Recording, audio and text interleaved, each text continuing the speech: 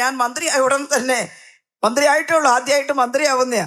അപ്പൊ ചില പത്രക്കാർ പറഞ്ഞു, ടീച്ചർ ഒന്ന് തിരുവനന്തപുരത്തെ ജനറൽ ആശുപത്രി വന്നു നോക്കണം. ഞാനപ്പാട് ബുക്കും പുസ്തകമൊക്കെ എടുത്ത് അവിടെ ചെന്നു, എന്താണെന്ന് അറിയാൻ വേണ്ടി. എന്റെ പൊന്നെ, ആശുപത്രിയുടെ മുറ്റത്ത് കയറുമ്പം തന്നെ എന്തോ ഒരു വൃത്തികേട്. 5 വർഷമായിട്ട് ഈ UDF-ന്റെ കാലത്ത് ആശുപത്രി ക്ലീൻ ചെയ്തിട്ടേ ഇല്ല. അതിന്റെ പരിസരം മുഴുവൻ ഒരു ഷെഡ് പോലത്തെ ഒരു സാധനം അവിടെ ഉണ്ട്. അതിനകത്ത് കടലാസും തുണിയും കുപ്പിക്കഷ്ണങ്ങളും എല്ലാം നിറഞ്ഞ് അതിനകത്ത് നിന്ന് പുഴുവും കൊതുകും എല്ലാം ആർക്കുകയാണ്. ഒരു കെട്ടിടത്തിന്റെ ചെറിയ ഉയരമില്ലാത്ത കെട്ടിടത്തിന്റെ ടെറസിൽ നിന്ന് പുക പോകുന്നത് പോലെ കാണുന്നു. എന്താന്ന് പരിശോധിച്ച് നോക്കുമ്പോൾ ഡെങ്കി കൊതു പറക്കുകയാണ്. അപ്പൊ ചിലർ പറഞ്ഞു, മാഡം ഒന്ന് ആ ബാത്റൂം ഒന്ന് ചെന്ന് നോക്കൂ. അതിൽ ചെന്ന് നോക്കുമ്പോൾ അതിനേക്കാൾ സങ്കടം. സാധാരണക്കാർ വരുന്ന ഇടാണേ, യൂറോപ്യൻ ക്ലോസറ്റ് ചെരിഞ്ഞു വീണിരിക്കുന്നു. അതിന് പണ്ടെന്നോ മലവിസർജനം ചെയ്തതിന്റെ പാടൊക്കെ ഉണ്ട്. ഇപ്പൊ അതിനകത്ത് കയറാൻ പറ്റില്ല. അപ്പുറത്ത് ഇന്ത്യൻ സ്റ്റൈലുണ്ട്, അതിന്റെ ക്ലോസറ്റ് അടഞ്ഞ് അതിനകത്ത് വെള്ളം കെട്ടി നിന്ന് അതിനകത്ത് മുഴുവൻ കൊതു നുരക്കുന്നു. എന്തൊരവസ്ഥ! ഞാൻ പറഞ്ഞു, ഇതെന്താ ഈ കാണുന്നത്? നിങ്ങൾക്ക് എന്താ പണി ഇവിടെ? കുറച്ച് കടുപ്പത്തിലായിപ്പോയി പറഞ്ഞത്. അത് ആരോ ഒരു വീഡിയോ എടുത്ത് നാടാകെ പ്രചരിപ്പിക്കുകയും ചെയ്തു. പിന്നീട് ഇത് കാണുമ്പോൾ എനിക്ക് തന്നെ ഒരു വിഷമായി. പക്ഷേ സഹിക്കാൻ പറ്റില്ലെന്ന്. ഞാൻ ചോദിച്ചെന്താ വേണ്ടത് ഇത് നന്നാക്കാൻ? പൈസ ഉണ്ടോ നിങ്ങളുടെ അടുത്തും ചോദിച്ചു. എന്നോട് നുണ പറയാൻ കഴിയില്ലല്ലോ. സത്യം പറഞ്ഞാൽ വന്നിട്ട് കുറച്ചേ ആയിട്ടുള്ളൂ. ഒരിടത്ത് എത്ര പൈസ ഉണ്ടെന്ന് എനിക്ക് അറിയായിരുന്നില്ല. ഹോസ്പിറ്റൽ ഡെവലപ്മെന്റ് കമ്മിറ്റിയുടെ കയ്യിൽ കാശുണ്ട്, ഉണ്ടോന്ന് ചോദിച്ചു. ഉണ്ട്. HDS എത്ര കാശുണ്ടെന്ന് ചോദിച്ചു. ശബ്ദം ഉയർത്തി ചോദിച്ചുകൊണ്ട് തന്നെ പറഞ്ഞു, 1.25 കോടിക്ക് അടുത്തുണ്ട് എന്ന് പറഞ്ഞു. ചേട്ടാ, 1.25 കോടി ഉറുപ്പിക അവിടെ വെച്ചിട്ട് ഇതാരാ വൃത്തിയാക്കേണ്ടത്? ഇത് ഗവൺമെന്റിൻ്റെതല്ലേ, ഗവൺമെന്റിന്റെ കാര്യം മുറ പോലെ എന്ന് കരുതിയിരിക്കുക. ഞാൻ പറഞ്ഞു, എത്ര ദിവസം വേണം വൃത്തിയാക്കാൻ? ഒരാഴ്ച. ഞാൻ പറഞ്ഞു, ഒരാഴ്ച വേണ്ട, 2 ആഴ്ച എടുത്തു. 2 ആഴ്ച കഴിഞ്ഞിട്ട് ഞാൻ ഇതുവഴി വരും. അപ്പൊ നിങ്ങളുടെ ഹോസ്പിറ്റൽ എങ്ങനെയുണ്ടെന്ന് കാണണം. പിന്നെ എല്ലാ ദിവസവും ഡോക്ടർമാരും നഴ്സുമാരും ക്ലീനിങ് സ്റ്റാഫും എല്ലാം ഇടപെട്ട് വൃത്തിയാക്കാൻ തുടങ്ങി. നമ്മൾ ഇറങ്ങി വരുന്നത് വരെ ഇപ്പൊ കുഴപ്പമില്ല കേട്ടാ. ഇനി എങ്ങാൻ UDF വന്നാൽ ആ യുഗത്തിലേക്ക് നയിക്കാനാണ് രമേശ് ചെന്നിത്തല ജാഥയും കൊണ്ടുപോകുന്നത് കേട്ടോ. വൃത്തികേടാക്കാൻ എല്ലാം. കേരളത്തെ വീണ്ടും വൃത്തികേടാക്കണോ രമേശ് ചെന്നിത്തലക്ക്? താഴെയുള്ള ഓരോ മനുഷ്യന്റെയും ജീവിതം കണ്ട് അവർക്ക് ഭൂമി കൊടുത്ത്, മിച്ച ഭൂമി കണ്ടെത്തി, ഭൂപരിഷ്കരണത്തിന് ശേഷം സർപ്ലസ് ലാൻഡ് അത് കണ്ടെത്തി അവർക്ക് വീതിച്ചു കൊടുത്ത്, അവർക്കത് രജിസ്റ്റർ ചെയ്യാൻ രജിസ്റ്റർ ഓഫീസുകൾ തുറന്ന്, ലാൻഡ് ട്രിബ്യൂണൽ ഓഫീസുകൾ തുറന്ന് നമ്മുടെ കേരളത്തിലുടനീളം നടത്തിയ വിപ്ലവത്തെയോ കൂട്ടരെ. തുടർഭരണം ഉണ്ടാകണമെന്ന് ജനങ്ങൾ ആഗ്രഹിക്കുന്നു എന്നതിന്റെ സൂചനയാണ് ഈ വമ്പിച്ച ജനക്കൂട്ടമെന്ന് നമുക്ക് നിസ്സംശയം പറയാം. UDF-ന്റെയും BJP-യുടെയും എല്ലാ നുണക്കഥകളെയും പൊളിച്ചുകൊണ്ട് ജനങ്ങൾ തങ്ങളുടെ സ്വന്തം ജീവിതാനുഭവത്തിൽ നിന്നും കാര്യങ്ങൾ ഉൾക്കൊള്ളുകയാണ്. കുറെ പൊങ്ങച്ചങ്ങൾ പറയുകയല്ല, ചെയ്യാൻ കഴിയുന്ന കാര്യങ്ങൾ പറയുകയും പറഞ്ഞിട്ടുള്ള കാര്യങ്ങൾ ചെയ്യുകയും ചെയ്യുന്ന ഗവൺമെന്റാണ് ഇടതുപക്ഷ ജനാധിപത്യ മുന്നണി ഗവൺമെന്റ്. ഞാനിവിടെ നേരത്തെ ഒരു ഫാമിലി ഹെൽത്ത് സെന്റർ ഉദ്ഘാടനം ചെയ്യാൻ വന്നിട്ടുണ്ട്, കുടുംബാരോഗ്യ കേന്ദ്രം, കോതമംഗലത്തിന് തൊട്ടടുത്ത് കോട്ടപ്പടിയിൽ. അതിനു മുമ്പുള്ള ആശുപത്രി അല്ല അത്. ഇനിയും അത് കുറേ വികസിക്കാനുണ്ട്. ഇടതുപക്ഷം തുടർച്ചയായി ഭരിക്കുമ്പോൾ ഇനിയും വലിയ തോതിലുള്ള മാറ്റം ഉണ്ടാകും. ഞാൻ തമാശക്ക് ആന്റണിയോട് ചോദിച്ചു, എന്താ ഇനിയിപ്പം വേണ്ടത് ഇവിടെ? അപ്പൊ ആന്റണി പറഞ്ഞു, ഞങ്ങൾക്ക് റെയിൽപാത ഇല്ലാത്തൊരു കുറവുണ്ടെന്നാ. കേട്ടില്ലേ? അതിനും പരിഹാരമാവും. ശബരി റെയിൽപാത കേരള ഗവൺമെന്റ് നിശ്ചയിച്ചിരിക്കുകയാണ്. എന്ത് പ്രയാസം സഹിച്ചാലും അത് കൊണ്ടുവരും. റെയിൽപാളങ്ങൾക്ക് പെർമിഷൻ തരേണ്ടതും അതിന് മുഴുവൻ തുകയും വകയിരുത്തേണ്ടതും കേന്ദ്ര ഗവൺമെന്റാണ്. എന്നാ കേന്ദ്ര ഗവൺമെന്റ് ഇപ്പോൾ ഒരു പുതിയ സൂത്രം കണ്ടെത്തിയിരിക്കുക. സംസ്ഥാനം ഭൂമി ഏറ്റെടുത്ത് തന്നാൽ ഞങ്ങൾ റെയിൽ ഉണ്ടാക്കാം എന്നാണ് പറയുന്നത്. യഥാർത്ഥത്തിൽ റെയിൽ നിർമ്മാണത്തിന്റെ മുഴുവൻ തുകയും, ഭൂമി ഏറ്റെടുക്കുന്നതും റെയിൽപാളം നിർമ്മിക്കുന്നതും എല്ലാം കേന്ദ്ര ഗവൺമെന്റാണ് ചെയ്യേണ്ടത്. സംസ്ഥാനത്തിന് കിട്ടുന്ന തുച്ഛമായ പദ്ധതി വിഹിതത്തിൽ നിന്ന് സാധാരണഗതിയിൽ അങ്ങനെ ഒരു റെയിൽപാളത്തിന് വേണ്ടി ഭൂമി അക്വയർ ചെയ്യാൻ പറ്റില്ല. പക്ഷെ ഇവിടെ കേരളത്തിലെ LDF ഗവൺമെന്റ് കേരളത്തിൽ മൂലധന നിക്ഷേപം നടത്തുന്നതിന്, ക്യാപിറ്റൽ ഇൻവെസ്റ്റ്മെന്റിന് ഒരു പ്രത്യേക മാർഗം കണ്ടെത്തി. ഇന്ത്യയിലെ ഒരു സംസ്ഥാനവും ചെയ്യാത്ത കാര്യമാണ് കിഫ്ബി വഴി ചെയ്തത്. Kerala infrastructure investment fund board. ഈ സാധനം നേരത്തെ അവിടെ ഉണ്ടായിരുന്നു. നമ്മൾ വന്നപ്പോഴല്ല ഇത് രൂപീകരിച്ചത്. പക്ഷെ അതിനെ ആരും ശ്രദ്ധിച്ചില്ല. LDF വന്നപ്പോ ഇങ്ങനെ ഒരു ഇൻഫ്രാസ്ട്രക്ചർ ഫണ്ട് ബോർഡ് ഉണ്ടെങ്കിൽ അതിനെ ഉപയോഗപ്പെടുത്തി കേരളത്തിലെ ജനങ്ങൾക്ക് വളരെ പെട്ടെന്ന് കുറെ ഗുണഫലങ്ങൾ കാണിച്ചു കൊടുക്കാൻ പാകത്തിന് ദീർഘകാല വായ്പ എടുക്കാൻ സാധിക്കുമെന്ന് മനസ്സിലാക്കി. ഓഫ് ബഡ്ജറ്റ് ബോറോയിങ്, നമ്മുടെ ബഡ്ജറ്റിന് പുറത്തുള്ള ഒരു കടമെടുപ്പാണത്. അത് ദീർഘമേറിയ വർഷങ്ങൾ കൊണ്ട് തിരിച്ചടച്ചാൽ മതി. തിരിച്ചടവിനുള്ള സാധ്യത കൂടി കണ്ടിട്ട് ആ ലോൺ എടുക്കാൻ പറ്റൂ. ആ തിരിച്ചടവിന്റെ സാധ്യത മനസ്സിലായാലേ വലിയ ലോൺ തരുന്ന ഏജൻസികൾ ലോൺ തരികയുള്ളൂ. നമ്മൾ അതെല്ലാം വളരെ സമർത്ഥരായിട്ടുള്ള ഉദ്യോഗസ്ഥരുടെ സാന്നിധ്യത്തിൽ ചർച്ച ചെയ്ത് അത്തരത്തിലുള്ള KM അബ്രഹാമിനെ പോലുള്ള ഉദ്യോഗസ്ഥന്മാരെ ചുമതലപ്പെടുത്തി കേരളത്തിന്റെ പ്രിയപ്പെട്ട മുഖ്യമന്ത്രി പറഞ്ഞു, നമ്മൾ ജീവിച്ചിരിക്കുമ്പോൾ തന്നെ, ഇപ്പൊ ജീവിച്ചിരിക്കുന്ന മനുഷ്യർ ജീവിച്ചിരിക്കുമ്പോൾ തന്നെ അവർക്ക് നൂതന സാങ്കേതിക വിദ്യകളുടെ സൗകര്യം അനുഭവിക്കാൻ സാധിക്കണം. 10, 30, 50 വർഷം കഴിഞ്ഞിട്ട് ഒരു വികസനം വരുമെന്ന് പറഞ്ഞു കൊതിപ്പിച്ചിട്ട് കാര്യമില്ല. ഇപ്പൊ അത് അനുഭവത്തിൽ വരണം. ചെറിയ ചെറിയ കാശുകളൊക്കെ മുടക്കി ഒരു ഭാഗത്ത് വികസനം തുടങ്ങി അത് പൂർത്തിയാക്കുമ്പോഴേക്കും 10-15 കൊല്ലാവും. അപ്പോൾ നമ്മൾ ആദ്യം തുടങ്ങിയതെല്ലാം ഇല്ലാണ്ടായിട്ടുണ്ടാവും. എന്നാൽ ഒന്നിച്ച് പണം വകയിരുത്തി വളരെ പെട്ടെന്ന് സമഗ്രതയോടെ ഒരു വികസനം നടത്തിയാൽ അത് ദീർഘകാലം നിലനിൽക്കുകയും ചെയ്യും, നമുക്കെല്ലാം കാണാനും അനുഭവിക്കാനും കഴിയുകയും ചെയ്യും. അതുകൊണ്ടാണ് ഫണ്ട് ബോർഡ് മുഖേന നമ്മൾ ദീർഘകാല വായ്പ എടുത്തത്. ആദ്യം 50,000 കോടിയുടെ പ്രവൃത്തികൾക്ക് ഭരണാനുമതി കൊടുക്കാനാണ് തീരുമാനിച്ചത്, കിഫ്ബി. പക്ഷേ പ്രവൃത്തി അങ്ങ് തുടങ്ങുമ്പോഴേക്കും എല്ലാ ഭാഗത്തു നിന്നും ആവശ്യകതകളായി. നമ്മുടെ സമൂഹം ഒരു ആധുനിക സമൂഹം ആയതുകൊണ്ട് പഴയതുപോലെ എന്തെങ്കിലും ഒരു റോഡ് റീടാർ ചെയ്താൽ മതിയാവുന്നതല്ല ഇന്നത്തെ ജനങ്ങളുടെ ആഗ്രഹം. മുമ്പൊക്കെ 2-3 കൊല്ലം കൂടുമ്പോൾ കുറച്ച് ടാർ പൂശി റോഡ് വൃത്തിയാക്കി വെക്കും. അടുത്ത മഴയത്ത് അതെല്ലാം കുഴിഞ്ഞ് വലിയ കൊളാവും. ആ കുഴിക്കകത്ത് വാഴ വെക്കും. ഇപ്പൊ വാഴവെക്ക് പ്രസ്ഥാനത്തെ കാണുന്നേയില്ല. നമുക്ക് ഓർമ്മയില്ലേ, റോഡ് കുഴിഞ്ഞിട്ട് മഴക്കാലത്ത് ഞങ്ങളുടെ എല്ലാം നാട്ടില് നെൽച്ചെടിയും കൊണ്ടുപോയി കുഴിച്ചിടും, വാഴയും വെക്കും ജനം. ഇപ്പൊ വാഴ വെക്കാൻ പാകത്തിന് എവിടെയില്ല. ഹൈവേ ഒക്കെ നിർമ്മാണം നടക്കുന്നിടത്ത് കുറച്ച് അവർ പൊളിച്ചിട്ടിട്ടുണ്ട്, അത് നിർമ്മിച്ച് പൂർത്തിയാകുമ്പോൾ അത് മാറും.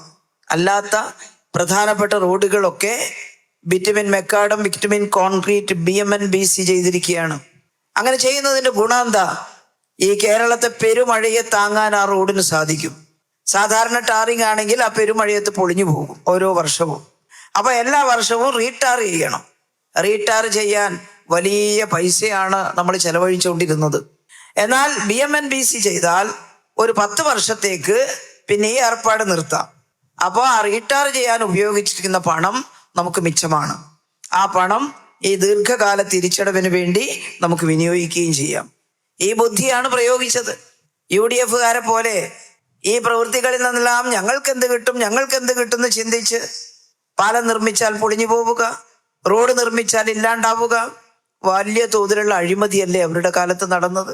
എന്നാൽ കോടികളുടെ ഈ മൂലധന നിക്ഷേപം നടത്തി ആയിരക്കണക്കിന് കിലോമീറ്റർ റോഡുകളും 100 കണക്കിന് പാലങ്ങളും എല്ലാം കിഫ്ബിയിലൂടെ ചെയ്തു.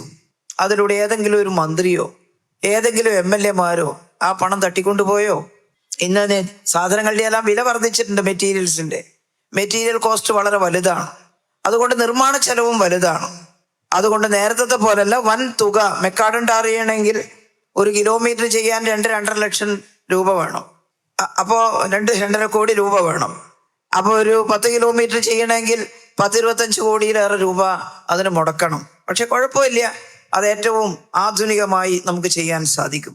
അപ്പൊ അതാണ് കേരളം കണ്ടെത്തിയിട്ടുള്ള ഏർപ്പാട് നാട്ടിലെ ജനങ്ങൾക്ക് വേണ്ടി. അപ്പൊ പറഞ്ഞു, ഇതെല്ലാം കൂടി ജനങ്ങളുടെ തലയിൽ വന്ന് വീഴും.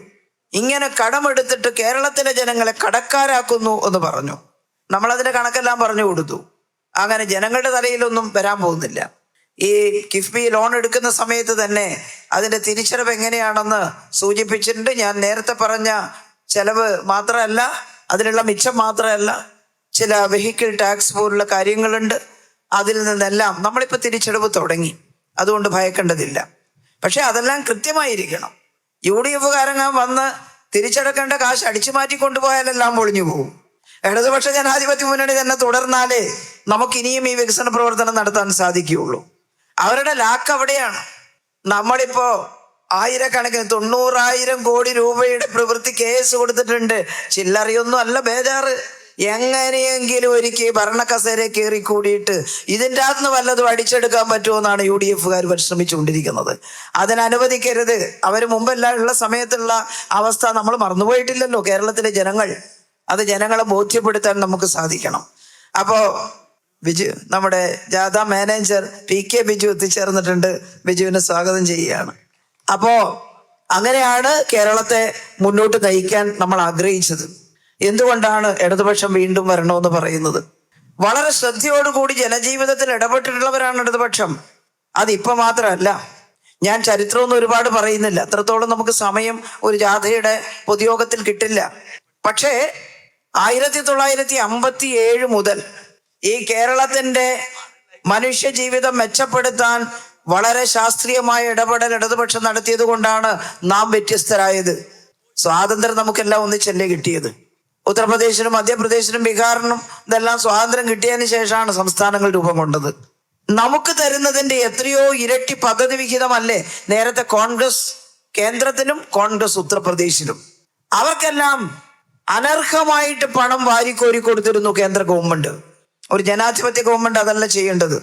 എന്നാൽ കേരളത്തോട് അവഗണന കാണിച്ചു. ഞാൻ ചോദിക്കട്ടെ, മേലെ കോൺഗ്രസ് താഴെയും കോൺഗ്രസ്, അവിടെ BJP, സംസ്ഥാനത്തും BJP, പുരോഗമനം ഉണ്ടാവുമോ? നിങ്ങൾ പണം വാരിക്കോരി കൊടുത്തിട്ടെന്താ? ഇപ്പൊ BJP സർക്കാരും ചെയ്യുന്നത് അതാണ്. ഉത്തർപ്രദേശിനും ബീഹാറിനുമെല്ലാം വാരിക്കോരി കൊടുക്കുക, കേരളത്തിനും തമിഴ്നാടിനുമെല്ലാം കിട്ടേണ്ട പണം അവിടെ പിടിച്ചു വെക്കുക. എന്നാൽ അങ്ങനെ കൊടുത്തത് കൊണ്ട് അവിടെ എന്തെങ്കിലും മെച്ചം ഉണ്ടാവുന്നുണ്ടോ? എന്താ ബീഹാറിന്റെ അവസ്ഥ? നേരത്തെ ഇവിടെ ബിനോയ് പറഞ്ഞല്ലോ, ദാരിദ്ര്യത്തിന്റെ അളവ് കണക്കിലാക്കി പല ഏജൻസികളും. അപ്പോ എന്താ അവസ്ഥയുള്ളത്? ഇന്ത്യയിലെ ഉത്തരേന്ത്യൻ സംസ്ഥാനങ്ങളിൽ പലതും 30% ജനങ്ങൾ അതിദാരിദ്ര്യത്തിൽ കഴിയുകയാണ്. ഒരു നേരത്തെ ആഹാരം പോലും കഴിക്കാനില്ലാത്ത അവസ്ഥയിൽ, ഒരു നേരം പോലും വയറു നിറയെ ആഹാരം കഴിക്കാനുള്ള ജനത, കുഞ്ഞുങ്ങളെ സ്കൂളിൽ ചേർത്ത് പഠിപ്പിക്കാത്തവർ, രോഗം വന്നാൽ ചികിത്സിക്കാൻ ആശുപത്രി ഇല്ലാത്തവർ, അവരെയൊക്കെയാണ് എക്സ്ട്രീംലി പൂറായിട്ട് കണക്കാക്കുന്നത്. അങ്ങനെയെങ്കിൽ 100 പേരെ എടുത്താൽ 30 പേരും അതിദരിദ്രരാണ് എന്നതാണ് 2022 വന്ന കണക്ക്. പിന്നെ അതേപോലെ കണക്കുകളൊക്കെ വരുന്നുണ്ട്. നരേന്ദ്രമോദി ഭരിക്കാൻ തുടങ്ങിയിട്ട് കാലം എത്രയായി? ഇത് 3ാമത്തെ ടേം അല്ലേ? എന്താ നമ്മുടെ പ്രധാനമന്ത്രി പറയുന്നത്? സാരേ ദേശവാസിയോ എന്ന് പറഞ്ഞിട്ട് പ്രസംഗിക്കുന്നുണ്ടല്ലോ. ആ പ്രസംഗത്തിൽ ഒരുപാട് കള്ളക്കണക്കുകൾ നിരത്തുകയാണ്. നരേന്ദ്രമോദി പറയുന്നത് ഇപ്പൊ ലോകത്തിലെ 5ാമത്തെ ശക്തിയാണ് ഇന്ത്യ, അതിന് 3ാമത്തെ ശക്തിയായി മാറ്റുമോ? കേട്ടാൽ ആകെ കോൾമേർ കൊള്ളുന്നല്ലോ. ഭാരതം എന്ന പേർ കേട്ടാൽ അഭിമാനപൂരിതമാകണം അന്തരംഗം എന്നാണല്ലോ നാം പറയാറ്. അഭിമാനപൂരിതമാകാൻ പറ്റുമോ? ലോകത്തിലെ 3ാമത്തെ ശക്തിയാവുന്നത് എങ്ങനെയാ? ഗവൺമെന്റ് ട്രഷറിയിലേക്ക് വരേണ്ട സകല പണവും അദാനിയുടെയും അംബാനിയുടെയും എല്ലാം പോക്കറ്റിലേക്ക് ഒഴുക്കി കൊടുത്ത്, നമ്മുടെ റിസർവ് ബാങ്കിന്റെ പരിധിയിലുള്ള ബാങ്കുകളിൽ നിന്ന് കോടികൾ അവർ കടമെടുത്താൽ ആ കടം പൂർണ്ണമായും എഴുതി തള്ളിക്കൊടുത്ത് രാജ്യം അച്ചടിച്ചിറക്കുന്ന പണം മുഴുവൻ അദാനിക്കും അംബാനിക്കും കൈമാറിയിട്ട് അവരെ കോടീശ്വരന്മാരാക്കിയിട്ട് മാറ്റുകയാണ്. അവർ സഹസ്രകോടീശ്വരന്മാരാകുന്നു, മൾട്ടിനാഷണൽ കോർപ്പറേറ്റുകളാകുന്നു. എന്നിട്ട് ലോകത്തിലെ 10 മൾട്ടിനാഷണൽ കോർപ്പറേറ്റുകളെ എടുത്താൽ അതിൽ 2 എണ്ണം ഇന്ത്യയിൽ നിന്നുണ്ടാവാം. അപ്പൊ പറയാണ് ഇതാ നമ്മൾ വലിയ ശക്തിയായി പോയി എന്ന്. ഇവിടെ നിങ്ങൾക്കെല്ലാം വോട്ട് ചെയ്തിട്ടില്ല. ബീഹാറിലെ ഉത്തർപ്രദേശിലെയും സാധാരണക്കാർ മനസ്സോടെ വോട്ട് ചെയ്തതല്ല. പലപ്പോഴും ബൂത്ത് പിടിച്ചാണ് കാര്യങ്ങൾ കൈകാര്യം ചെയ്യുന്നത്.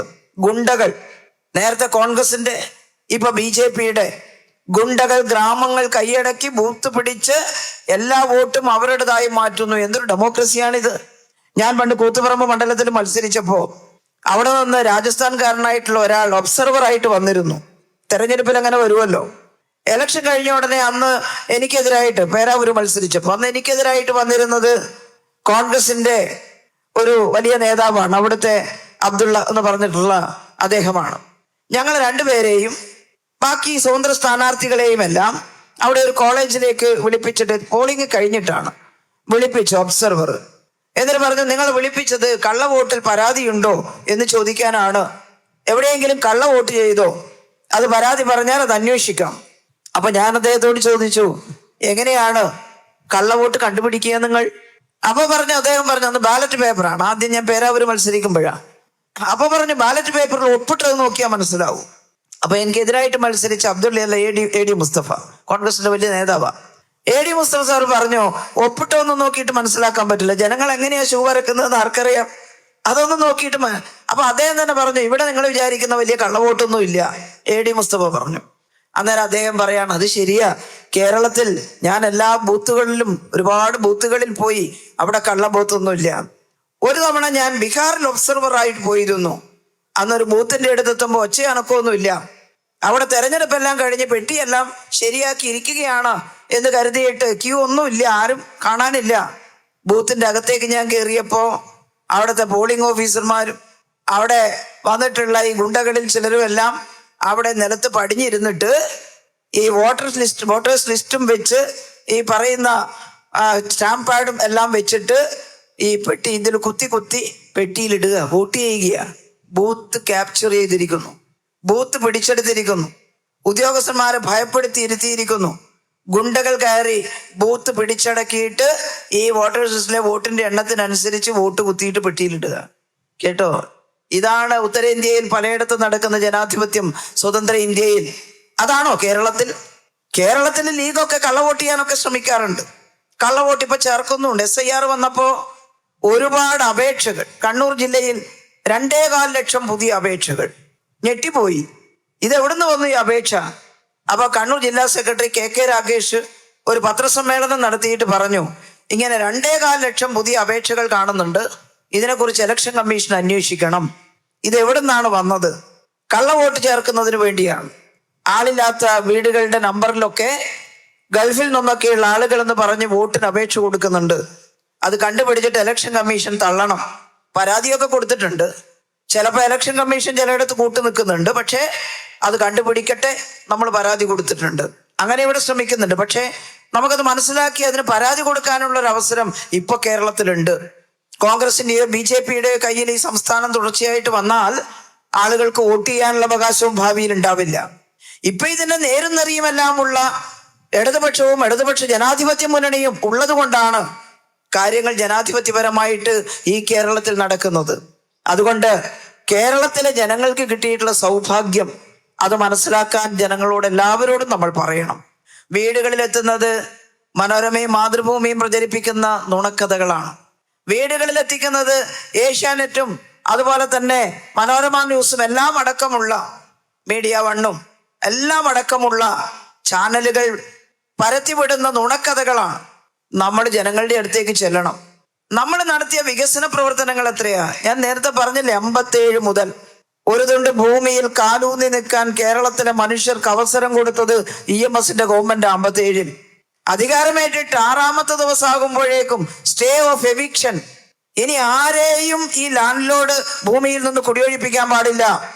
ആ മണ്ണിൽ താമസിക്കുന്നത് അവരുടെ മണ്ണാണ്. ആ മണ്ണ് അവിടെ നിന്ന് ഇറക്കി വിടാൻ പറ്റില്ല എന്ന് നിയമം കൊണ്ടുവന്നപ്പോഴാണ് മൂട്ടുകാലിൽ എഴഞ്ഞിരുന്ന മനുഷ്യര്, നടു കുനിഞ്ഞു പോയ മനുഷ്യര്, വായ്ക്കൈപത്തി അടിയൻ റാൻ എന്ന് പറഞ്ഞിരുന്ന മനുഷ്യര് അവര് നിവർന്നു നിന്നിട്ട് പറഞ്ഞു, ഇത് ഞങ്ങളുടെ മണ്ണാണ്. ഗവൺമെന്റ് നിയമം പാസ്സാക്കിയിട്ടുണ്ട്. ഞങ്ങൾ ഒഴിപ്പിക്കാൻ വന്നാൽ കോടതി പോകും. കോടതി പോകണമെങ്കിൽ അതിനാവശ്യമായിട്ടുള്ള നിയമപരമായ പിന്തുണ ഉണ്ടാവണം. അത് ഉണ്ടായപ്പോ അവർക്കത് പറയാൻ സാധിച്ചു. എന്നാൽ ഇന്ന് ഉത്തർപ്രദേശിന്റെ ഗ്രാമങ്ങളിൽ യമുന നദിയുടെ തീരത്തൊക്കെ കുടില് കെട്ടി പാർക്കുന്ന ഒരുപാട് കർഷക തൊഴിലാളികളും മറ്റും ഉണ്ടല്ലോ. ആ പാവങ്ങൾക്ക് അവർ താമസിക്കുന്ന മണ്ണ് സ്വന്തമാണോ? കഴിഞ്ഞ ദിവസം ഒരു പത്രത്തിൽ ഒരു വാർത്ത വന്നിരുന്നു. ഒരു റിസോർട്ട് ഉണ്ടാക്കാൻ വേണ്ടി യോഗി ആദിത്യനാഥ് ഒരു ഭാഗം ഒഴിപ്പിച്ചെടുക്കാൻ വലിയ മുതലാളിമാർക്ക് സമ്മതം കൊടുത്തു. അവിടെ കാലാകാലമായി താമസിച്ചു കൊണ്ടിരിക്കുന്ന മനുഷ്യരെ ബുൾഡോസർ വെച്ച് ഓടിച്ചപ്പോ അവർക്കൊരു ടാർപോളിൻ ഷീറ്റ് പോലും മേടിച്ചു കൊടുത്തില്ല. മേടിച്ചു കൊടുക്കണ്ട. കാരണം അവർ താമസിക്കുന്നത് അവരുടെ മണ്ണിലല്ല, അവരുടെ പേരിൽ ഒരു തുണ്ട് മണ്ണില്ല. എത്രയോ തലമുറകളായിട്ട് താമസിക്കുകയാണ്. ഞങ്ങൾ അപ്പനപ്പൂപ്പന്മാരായിട്ട് ഇവിടെ താമസിക്കുന്നതാണ്, ഇത് ഞങ്ങളുടേതാണ് എന്ന് പറഞ്ഞ് ആർത്തലച്ച് കരയുമ്പോ എവിടെ രേഖാന്നാ? എവിടെ രേഖ? ഇന്ത്യ ഗവൺമെന്റ് അവർക്ക് രേഖ ഉണ്ടാക്കി കൊടുത്തിട്ടുണ്ടോ? കോൺഗ്രസ് അവർക്ക് അതിന്റെ അവകാശം കൊടുത്തിട്ടുണ്ടോ? ഇല്ലല്ലോ. ഇപ്പൊ BJP ആണ്. അവര് നിരുപാധികം കുടിയൊഴിപ്പിക്കപ്പെടുകയാണ്. വേറെ എവിടെയെങ്കിലും ചെന്ന് വീഴുകയാണ്. ആ പാവങ്ങളെ പോലെയാണോ ഇന്ത്യയിലെ ജനങ്ങൾ? ഇവിടെ ഹിന്ദുവും ക്രിസ്ത്യാനിയും മുസ്ലിമും എല്ലാം, കോൺഗ്രസ്സുകാരനും കമ്മ്യൂണിസ്റ്റുകാരനും എല്ലാവരും അവർക്ക് സ്വന്തമായിട്ട് ഒരു തുണ്ട് മണ്ണില്ലേ? 99% ആളുകൾക്കും കേരളത്തിൽ ഭൂമിയായില്ലേ?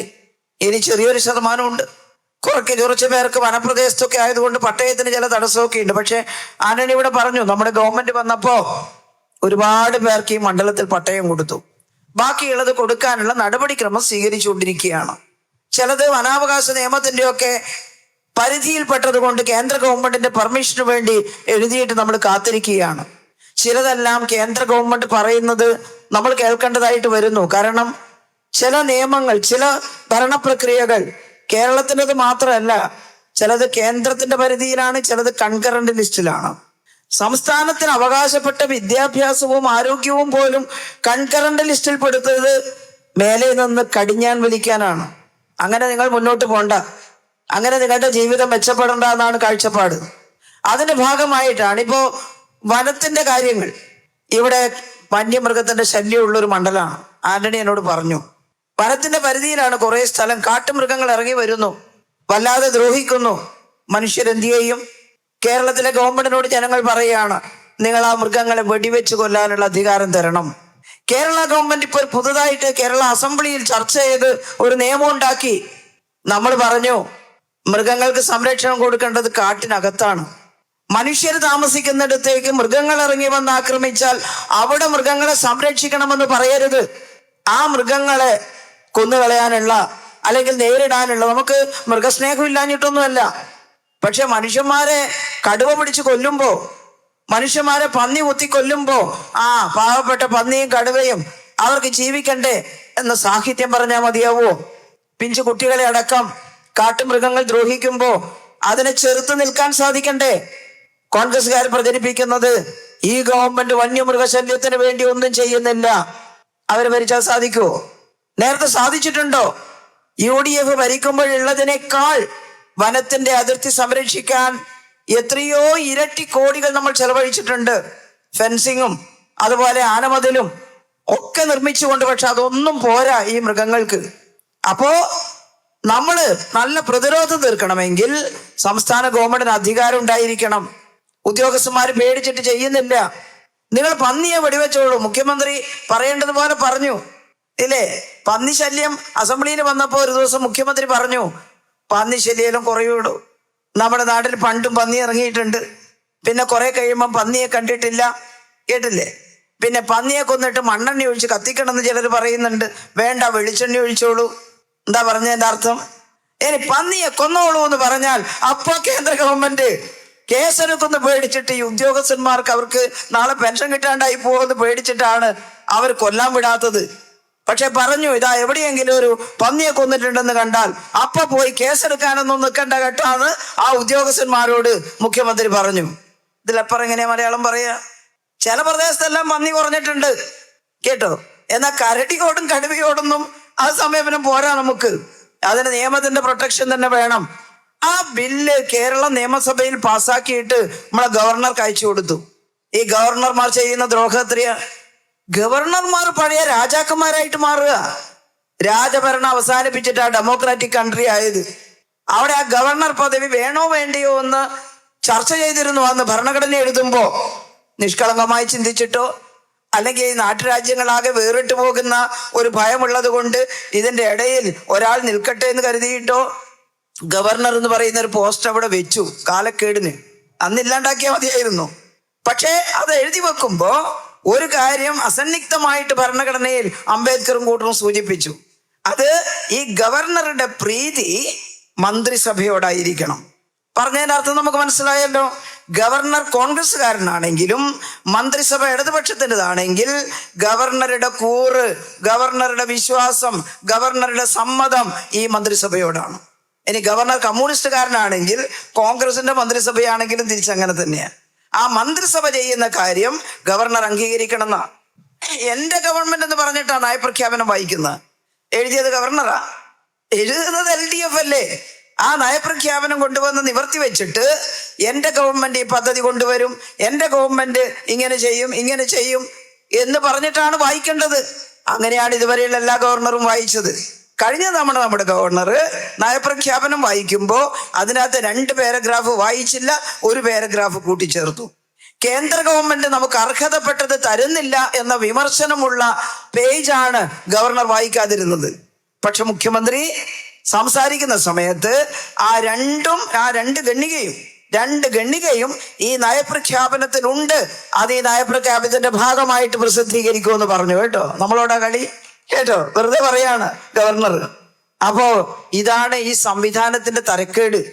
എന്നാൽ ഇവിടുത്തെ ജനാധിപത്യ ബോധം ഉൾക്കൊണ്ടുകൊണ്ട് തന്നെ സെൻട്രൽ ഗവൺമെന്റിനോട് കാണിക്കേണ്ട എല്ലാ മര്യാദയും കാണിച്ചുകൊണ്ട് തന്നെ നമ്മൾ എന്ത് ചെയ്യാൻ കഴിയുമെന്ന് തീരുമാനിച്ചവരാ. ധാരാളം പണമില്ലാഞ്ഞിട്ട് ഉത്തർപ്രദേശിന് ഇതെല്ലാം കോരി ഒഴിച്ചു കൊടുത്തിട്ട് അവിടെ നിൽക്കുന്നതാ ഈ ദാരിദ്ര്യം പറഞ്ഞത്. ബീഹാറിലെ ഒരു ചെറിയ ഗ്രാമത്തിലൊരു മീഡിയക്കാർ സന്ദർശിച്ചപ്പോ മുക്കുപത്തിയിട്ടങ്ങ് കയറാൻ പറ്റുന്നില്ല എന്നാ പറഞ്ഞത്. യൂട്യൂബിലുണ്ട് അവരുടെ. അതായത് അവിടെ തന്നെ മലവിസർജനം. നമ്മളെ മാതൃഭൂമി ചാനലിന്റെ ഒരു water cycle diary Mathrubhumi channel എന്ന് പറഞ്ഞ് അടിച്ചു കൊടുത്താൽ, ബീഹാറിൽ നിന്ന് അടിച്ചു കൊടുത്താൽ നിങ്ങൾക്കും കാണാം. ആ ചെറുപ്പക്കാർ പറഞ്ഞു എന്തൊരു നാറ്റം. അപ്പൊ അവര് പറഞ്ഞു നാറാണ്ടെന്തിരിക്കും രാവിലെ എണീറ്റ് മലവിസർജനം ചെയ്യണ്ടേ. അതെന്താ, നിങ്ങൾക്ക് ഈ വിശാലമായ വീടൊന്നും ഇല്ലാത്ത സ്ഥലം കാണുന്നുണ്ടല്ലോ, അവിടെ എങ്ങാൻ പോയി ചെയ്തൂടെ. അതെല്ലാം ലാൻഡ് ലോഡിൻ്റെതാണ്. അവിടെ ഇനി ഇരുട്ട് വെളുക്കുന്നതിന് മുമ്പ് പോയി കുത്തിരിക്കാന്ന് വെച്ചാലും ഗുണ്ടകളെ ഏർപ്പാടാക്കിയിട്ടുണ്ട് അവിടെ വൃത്തികേടാക്കുന്നത് തടയാൻ. കുത്തിയിരിക്കുമ്പോൾ തലമണ്ട കടികിട്ടുകയാണ്. എന്തൊരു അഭിശപ്തമായ അവസ്ഥയാണ് കോൺഗ്രസ് നിങ്ങളുടെ ഇത്ര കാലത്തെ ഭരണം അവിടെ ഉണ്ടാക്കി വെച്ചത്. ഇപ്പൊ BJPയുടെ ഭരണം അവിടെ ഉണ്ടാക്കി വെച്ചത് ഇതാണോ കേരളത്തിൽ? താഴെയുള്ള ഓരോ മനുഷ്യന്റെയും ജീവിതം കണ്ട് അവർക്ക് ഭൂമി കൊടുത്ത്, മിച്ച ഭൂമി കണ്ടെത്തി, ഭൂപരിഷ്കരണത്തിന് ശേഷം സർപ്ലസ് ലാൻഡ് അത് കണ്ടെത്തി അവർക്ക് വീതിച്ചു കൊടുത്ത്, അവർക്കത് രജിസ്റ്റർ ചെയ്യാൻ രജിസ്റ്റർ ഓഫീസുകൾ തുറന്ന്, ലാൻഡ് ട്രിബ്യൂണൽ ഓഫീസുകൾ തുറന്ന് നമ്മുടെ കേരളത്തിലുടനീളം നടത്തിയ വിപ്ലവത്തെയോ കൂട്ടരെ. അതിന്റെ എല്ലാം പരിസമാപ്തിയായിട്ടല്ലേ ഇപ്പൊ കൈ കാശുണ്ടെങ്കിൽ നടന്ന് ചോദിക്കാൻ പറ്റുന്നത്. 1 ഏക്കർ വിൽക്കുന്നോ, 10 സെന്റ് വിൽക്കുന്നോ, വാങ്ങാൻ ഞാനുണ്ട്. അങ്ങനെ വാങ്ങിയാൽ എൻ്റെ പേരിൽ അതിരുകൾ വിളിച്ചു പറഞ്ഞ് രജിസ്റ്റർ ചെയ്യാം. ഈ സൗഭാഗ്യം നിങ്ങൾ ദീർഘകാലം ഭരിച്ച സംസ്ഥാനത്തിലെ എല്ലാ ജനങ്ങൾക്കും ഉണ്ടെന്ന് സാക്ഷ്യപ്പെടുത്തിയാൽ നിങ്ങൾ ഞങ്ങൾ ഒരുപോലെയാണെന്ന് പറയാം. സാക്ഷ്യപ്പെടുത്താൻ പറ്റുമോ നിങ്ങൾക്ക്? ഇതാണ് കേരളത്തിലെ ഇടതുപക്ഷത്തിന്റെ പ്രത്യേകത. ജില്ലാ കൗൺസിൽ ആക്ട് കൊണ്ടുവന്നു. അധികാര വികേന്ദ്രീകരണത്തിന് തുടക്കം കുറിച്ചത് നമ്മള്. സമ്പൂർണ്ണ സാക്ഷരതാ യജ്ഞം തുടങ്ങിയത് നമ്മള്. 1990 സമ്പൂർണ്ണ സാക്ഷരതാ യജ്ഞം തുടങ്ങുമ്പോ ഞാൻ സ്കൂളിൽ ടീച്ചറാ. 1 വർഷം ഡെപ്യൂട്ടേഷനിൽ ഞാനും പോയി സാക്ഷരതാ യജ്ഞത്തിന് അസിസ്റ്റന്റ് പ്രോജക്ട് ഓഫീസറായിട്ട്. അപ്പൊ കോൺഗ്രസ്സുകാർ കളിയാക്കുക, ഓ ഇനി കുഴിയിലേക്ക് കാല് നീട്ടിയിരിക്കുന്നവനെ അക്ഷരം പഠിപ്പിച്ചിട്ടാണ് വിപ്ലവം. അതേടോ, അത് തന്നെയാ വിപ്ലവം. കുഴിയിലേക്ക് കാല് നീട്ടിയിരിക്കുന്നവരെല്ലാം വന്നു പഠിക്കാൻ. അവരുടെ കാല് നീട്ടല് അല്പം പിന്നോട്ടായി, അവർക്ക് കുറച്ചും കൂടി യൗവനം വന്നു, അവർ അക്ഷരം പഠിച്ചു, പേരെഴുതി ഒപ്പിട്ടു.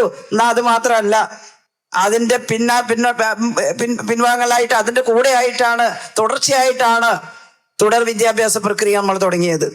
4ാം ക്ലാസ് തുല്യതാ പരീക്ഷ, 8ാം ക്ലാസ് തുല്യതാ പരീക്ഷ, 10ാം ക്ലാസ് തുല്യതാ പരീക്ഷ, +1 +2 ഇപ്പൊ ഡിഗ്രിയിലേക്കും കടന്നിരിക്കുക. എന്തായി തുല്യതാ പരീക്ഷ?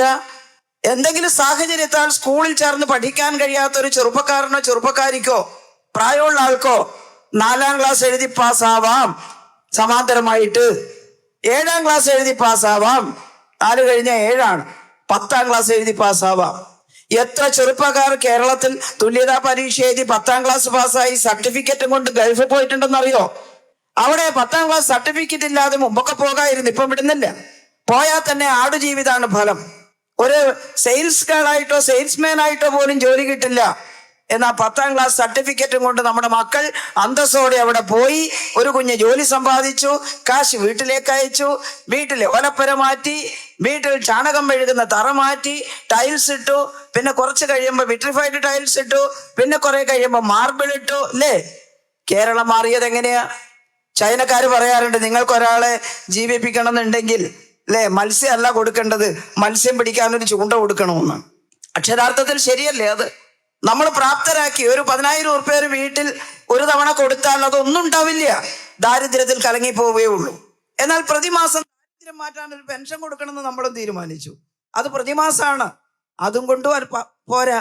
ഇതുപോലെ സമാന്തരമായി ജനജീവിതം മെച്ചപ്പെടുത്തുന്നതിന് നല്ല പ്രോജക്റ്റുകൾ ഉണ്ടാക്കി, പ്രോഗ്രാമുകൾ ഉണ്ടാക്കി നമുക്ക് ചെയ്യാൻ സാധിക്കണം. 98-ൽ കുടുംബശ്രീ അയൽക്കൂട്ടം ഉണ്ടാക്കി. എന്തിനാ? ഈ ചില വൻകിട ബാങ്കുകൾ നാട്ടിൻപുറത്തെല്ലാം കൊച്ചു കൊച്ചു സെൽഫ് ഹെൽപ്പ് ഗ്രൂപ്പ് ഉണ്ടാക്കി അതിനൊരു അയൽക്കൂട്ടം കൺവീനറാക്കി, ആ കൺവീനർ വഴി മുട്ട വിറ്റതും കോഴി വിറ്റതും ഒക്കെ ആയിട്ടുള്ള കാശ് ഊറ്റിയെടുത്തിട്ട് കടന്നു കളയുകയാണ്. ആന്ധ്രാപ്രദേശിൽ 23 അയൽക്കൂട്ടം കൺവീനർമാർ ആത്മഹത്യ ചെയ്തു. കാരണം ബാങ്കുകാർ പൈസയും പിരിച്ച് മുങ്ങിയപ്പോൾ നാട്ടുകാർ അയൽക്കൂട്ടം കൺവീനറോട് ചോദിക്കാൻ തുടങ്ങി, പൈസ എവിടെ? നീ പറഞ്ഞിട്ടാ ചേർന്നത്, പൈസ എവിടെ? മണി ചെയിൻ തട്ടിപ്പ് പോലെ.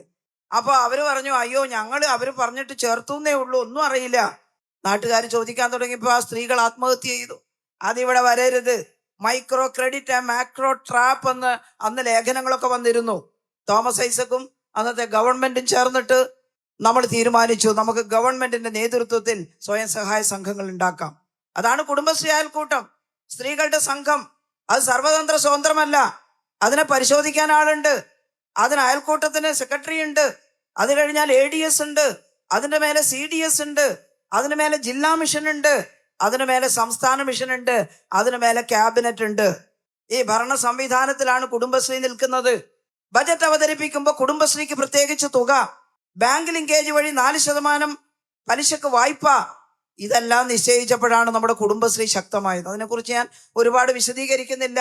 നാട്ടിലെ ദാരിദ്ര്യം മാറ്റുന്നതിനും കുടുംബങ്ങളെ കുറേയും കൂടി ശക്തമാക്കുന്നതിനും കുടുംബശ്രീ വളരെ ഫലപ്രദമായിട്ടുണ്ട്.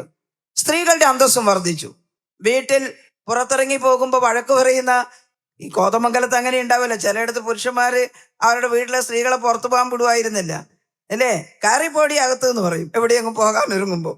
പക്ഷെ പിന്നെ അതേ വീട്ടുകാര്, അല്ല അന്നാമ്മേ സരോജിനി, നീ ഇന്ന് കുടുംബശ്രീയുടെ മീറ്റിങ്ങിന് പോകുന്നില്ലേ? ഞായറാഴ്ച ബുക്ക് എടുത്തിട്ട് ചോദിക്കാൻ തുടങ്ങി. എന്താ കാര്യം?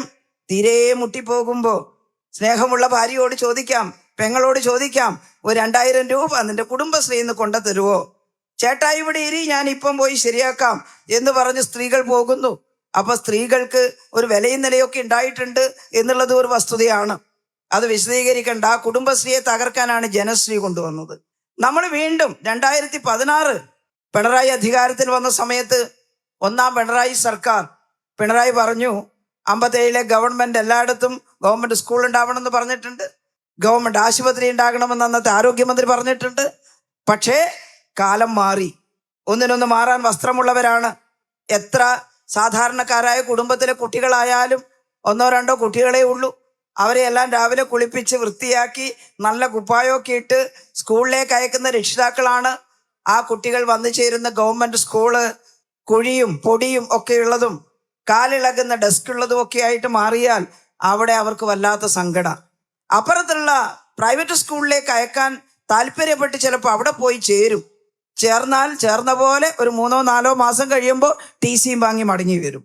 ആ ഫീസ് താങ്ങാൻ പറ്റില്ല. അതുകൊണ്ട് നമ്മുടെ വിദ്യാലയങ്ങൾ ശക്തമാക്കണമെന്ന് തീരുമാനിച്ചു. നമ്മുടെ വിദ്യാലയങ്ങളെല്ലാം രക്ഷപ്പെട്ടില്ലേ? കുറച്ചുകൂടിയുണ്ട്. ഇടതുപക്ഷ മുന്നണി അടുത്ത തവണ വരുമ്പോൾ ബാക്കിയുള്ള സകല ഗവൺമെന്റ് സ്കൂളുകളും ഹൈടെക് ആക്കിയിട്ട് മാറ്റും. ഇപ്പൊ 3/4 പങ്കായി, ഇനി 1/4 പങ്കേ നോക്കണ്ടുള്ളൂ നമുക്ക്. അപ്പോൾ നമുക്ക് എളുപ്പമാണ് ഇനി ചെയ്യാൻ. ഇതല്ലേ കേരളം? ആരോഗ്യ മേഖലയിൽ ആർദ്രം മിഷൻ എന്തൊരു മാറ്റാ കൂട്ടറേ ഉണ്ടായത്. 2016 വരുമ്പോൾ എന്തായിരുന്നു ആശുപത്രികളുടെ സ്ഥിതി? നേരത്തെ ശ്രീമതി ടീച്ചറുള്ള സമയത്ത് കുറേയേറെ നന്നാക്കി വെച്ചതായിരുന്നു ആശുപത്രിയെല്ലാം. അന്ന് വലിയ പൈസ ചെലവാക്കാൻ പറ്റിയില്ല, ഒന്ന് പെയിന്റൊക്കെ ഇട്ട് മനോഹരമൊക്കെ ആക്കിയിട്ട് മാറ്റി. പക്ഷേ ശിവകുമാർ വന്നു, UDF വന്നു, ആശുപത്രികളാകെ കുത്തഴിഞ്ഞ് മരുന്നും ഇല്ല, ഡോക്ടറും ഇല്ല. നേരത്തെ ഇവിടെ ബിനോയ് പറഞ്ഞതുപോലെ എന്തൊരു വൃത്തികേടായിരുന്നു. ഞാൻ മന്ത്രിയായ ഉടൻ തന്നെ, മന്ത്രിയായിട്ടുള്ളൂ, ആദ്യമായിട്ട് മന്ത്രിയാവുന്നയാ. അപ്പൊ ചില പത്രക്കാർ പറഞ്ഞു, ടീച്ചർ ഒന്ന് തിരുവനന്തപുരത്തെ ജനറൽ ആശുപത്രി വന്നു നോക്കണം. ഞാനപ്പാട് ബുക്കും പുസ്തകമൊക്കെ എടുത്ത് അവിടെ ചെന്നു, എന്താണെന്ന് അറിയാൻ വേണ്ടി. എൻ്റെ പൊന്നെ, ആശുപത്രിയുടെ മുറ്റത്ത് കയറുമ്പം തന്നെ എന്തോ ഒരു വൃത്തികേട്. 5 വർഷമായിട്ട് ഈ UDFന്റെ കാലത്ത് ആശുപത്രി ക്ലീൻ ചെയ്തിട്ടേ ഇല്ല. അതിന്റെ പരിസരം മുഴുവൻ ഒരു ഷെഡ് പോലത്തെ ഒരു സാധനം അവിടെയുണ്ട്. അതിനകത്ത് കടലാസും തുണിയും കുപ്പി കഷ്ണങ്ങളും എല്ലാം നിറഞ്ഞ് അതിനകത്ത് നിന്ന് പുഴുവും കൊതുകും എല്ലാം ആർക്കുകയാണ്. ഒരു കെട്ടിടത്തിന്റെ, ചെറിയ ഉയരമില്ലാത്ത കെട്ടിടത്തിന്റെ ടെറസിൽ നിന്ന് പുക പോകുന്നത് പോലെ കാണുന്നു. എന്താന്ന് പരിശോധിച്ച് നോക്കുമ്പോൾ ഡെങ്കി കൊതു പറക്കുകയാണ്. ഡെങ്കി കൊതുവിന് ഒരു വെള്ള നിറം പോലത്തെ ഒരു നിറാണ്. നിങ്ങൾ അതിനെ പരിചയപ്പെട്ടിട്ടുണ്ടാവും ഡെങ്കി കൊതുകിനെ. അത് കൂട്ടത്തോടെ പറക്കുന്നതാണ്. എനിക്ക് ശ്വാസം മുട്ടി. അപ്പൊ ചിലർ പറഞ്ഞു, മാഡം ഒന്ന് ബാത്റൂം ഒന്ന് ചെന്ന് നോക്കൂ, കോമൺ ബാത്റൂം. അതിൽ ചെന്ന് നോക്കുമ്പോൾ അതിനേക്കാൾ സങ്കടം. സാധാരണക്കാർ വരുന്ന ഇടാണ് യൂറോപ്യൻ ക്ലോസറ്റ് ചെരിഞ്ഞു വീണിരിക്കുന്നു. അതിന് പണ്ടെന്നോ മലവിസർജനം ചെയ്തതിന്റെ പാടൊക്കെ ഉണ്ട്. ഇപ്പൊ അതിനകത്ത് കയറാൻ പറ്റില്ല. ചെരിഞ്ഞു വീണതിനകത്ത് എങ്ങനെ പോയിട്ട് മലവിസർജനം ചെയ്യും? അപ്പുറത്ത് ഇന്ത്യൻ സ്റ്റൈലുണ്ട്, അതിന്റെ ക്ലോസറ്റ് അടഞ്ഞ് അതിനകത്ത് വെള്ളം കെട്ടി നിന്ന് അതിനകത്ത് മുഴുവൻ കൊതു നുരക്കുന്നു. എന്തൊരവസ്ഥ! ഞാൻ പറഞ്ഞു, ഇതെന്തായി കാണുന്നത്? നിങ്ങൾക്ക് എന്താ പണി ഇവിടെ? കുറച്ച് കടുപ്പത്തിലായിപ്പോയി പറഞ്ഞത്. അതാരോ ഒരു വീഡിയോ എടുത്ത് നാടാകെ പ്രചരിപ്പിക്കുകയും ചെയ്തു. പിന്നീട് അത് കാണുമ്പോൾ എനിക്ക് തന്നെ ഒരു വിഷമായി. പക്ഷേ സഹിക്കാൻ പറ്റില്ലെന്ന്. ഞാൻ ചോദിച്ചെന്താ വേണ്ടത് ഇത് നന്നാക്കാൻ? പൈസ ഉണ്ടോ നിങ്ങളുടെ അടുത്തും ചോദിച്ചു. എന്നോട് നുണ പറയാൻ കഴിയില്ലല്ലോ. സത്യം പറഞ്ഞാൽ വന്നിട്ട് കുറച്ചേ ആയിട്ടുള്ളൂ. ഒരിടത്ത് എത്ര പൈസ ഉണ്ടെന്ന് എനിക്ക് അറിയായിരുന്നില്ല. ഹോസ്പിറ്റൽ ഡെവലപ്മെന്റ് കമ്മിറ്റിയുടെ കയ്യിൽ കാശുണ്ട്, ഉണ്ടോന്ന് ചോദിച്ചു. ഉണ്ട്. HDS എത്ര കാശുണ്ടെന്ന് ചോദിച്ചു. ശബ്ദം ഉയർത്തി ചോദിച്ചുകൊണ്ട് തന്നെ പറഞ്ഞു 1.25 കോടിക്ക് അടുത്തുണ്ട് എന്ന് പറഞ്ഞു. ചേട്ടാ 1.25 കോടി ഉറുപ്പിക അവിടെ വെച്ചിട്ട് ഇതാരാ വൃത്തിയാക്കേണ്ടത്? ഇത് ഗവൺമെന്റിൻ്റെതല്ലേ, ഗവൺമെന്റിന്റെ കാര്യം മുറ പോലെ എന്ന് കരുതിയിരിക്കുക. ഞാൻ പറഞ്ഞു എത്ര ദിവസം വേണം വൃത്തിയാക്കാൻ? ഒരാഴ്ച. ഞാൻ പറഞ്ഞു ഒരാഴ്ച വേണ്ട, 2 ആഴ്ച എടുത്തു. 2 ആഴ്ച കഴിഞ്ഞിട്ട് ഞാൻ ഇത് വഴി വരും. അപ്പൊ നിങ്ങളുടെ ഹോസ്പിറ്റൽ എങ്ങനെയുണ്ടെന്ന് കാണണം.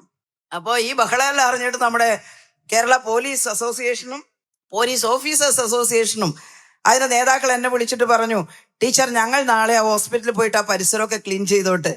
ഞാൻ പറഞ്ഞു വളരെ നന്നായി സഹാക്കളെ നിങ്ങൾ, പക്ഷെ ഒരു കരാറുണ്ട്, രാവിലെ 9 മണിക്ക് ടീച്ചർ വന്നിട്ട് അത് ഉദ്ഘാടനം ചെയ്യണം, ക്ലീനിങ്. ഞാൻ പറഞ്ഞു ആയിക്കോട്ടെ, മിനിമം ആവശ്യമല്ലേ ഉള്ളൂ. ഞാൻ നേരം വെളുക്കുമ്പം പോയി. അപ്പോൾ വലിയ ബറ്റാലിയനായിട്ട് വന്നിരിക്കുക പോലീസുകാരെല്ലാം കൂടി. ഞാൻ പറഞ്ഞു തൂമ്പയും പിക്കാക്സും എല്ലാം എടുത്തിട്ട് വരണം, അത്രയും വൃത്തികേടാണ്, അതിന്റെ കാടുകളാണ് പരിസരത്തൊക്കെ. അവര് വന്നു, വൈകുന്നേരം വരെ പണിയെടുത്തു, എല്ലാം നല്ല ക്രിസ്റ്റൽ ക്ലിയർ.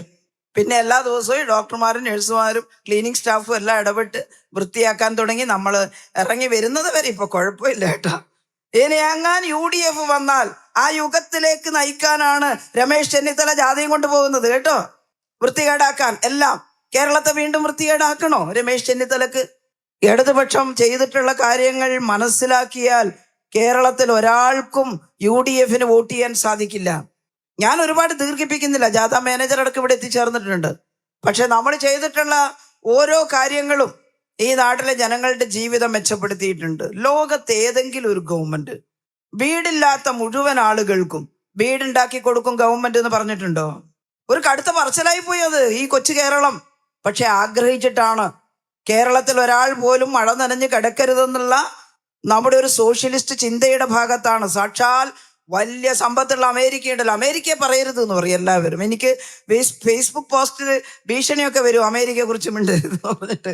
അതിനെക്കുറിച്ച് അമേരിക്കയില് ഈ പറയുന്ന ട്രംപും കൂട്ടരും ഒക്കെ ഏറി മാറി ജീവിക്കുന്നവരാണെങ്കിലും അതിന്റെ കറുത്തവരെല്ലാം താമസിക്കുന്ന ഗ്രാമം എന്താ കൂട്ടർ ഇപ്പോഴും.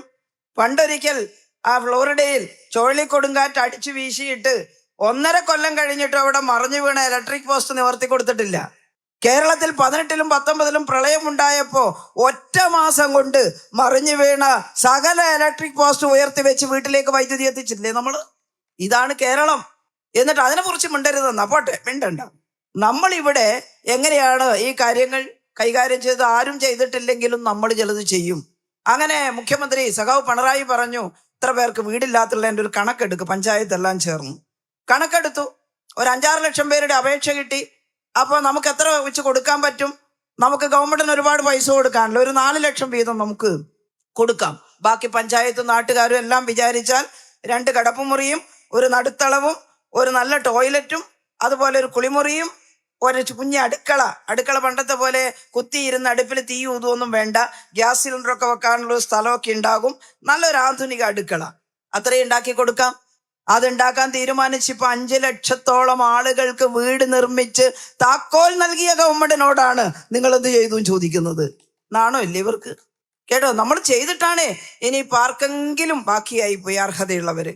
ചിലർ പറഞ്ഞു അപേക്ഷിക്കാൻ പറ്റിയില്ല, ചിലർ പറഞ്ഞു അപേക്ഷിച്ചപ്പോൾ തെറ്റിപ്പോയി, ഈ ലിസ്റ്റിൽ വന്നില്ല, എനിക്കും വേണം ഒരു വീട്.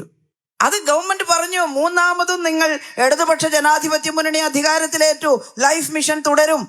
പക്ഷെ UDF എന്താ പറഞ്ഞത്?